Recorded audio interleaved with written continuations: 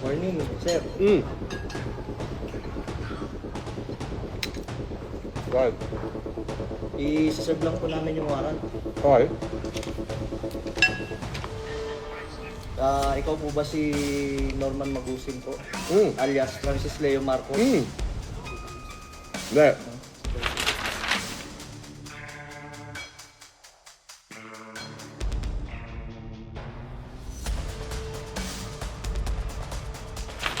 Inaresto ng Philippine National Police ang vlogger na si Norman Mangusin, na mas kilala bilang Francis Leo Marcos, sa loob ng isang hotel sa Pasay City matapos ipatupad ang warrant of arrest na inilabas ng Regional Trial Court Branch 294 ng Parañaque.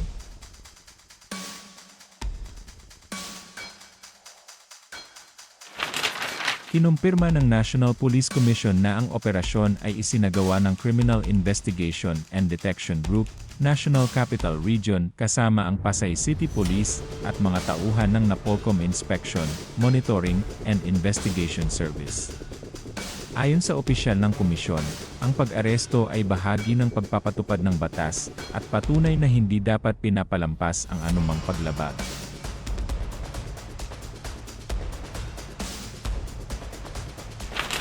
Nag-ugat ang kaso sa isang viral na larawan na nagpapakita kay Mangusin na nakasuot ng tinatawag na ceremonial blue na uniforme ng Philippine National Police. Dahil dito, nagsagawa ng investigasyon ang CIDG at pinag-aralan kung may paglabag sa batas, kabilang ang usurpation of authority at illegal use of uniforms o insignia.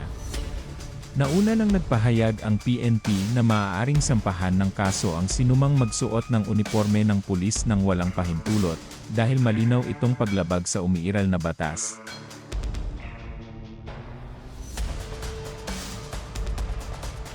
Sa panig ni Mangusin, iginiit niya na ang kumalat na larawan ay inedit lamang at ipinakalat umano ng kanyang mga kritiko.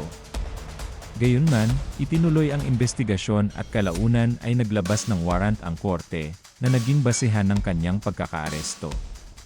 Sa kasalukuyan, nasa kustodya siya ng CIDG-NCR habang inihahanda ang mga kaukulang dokumento para sa susunod na proseso ng kaso.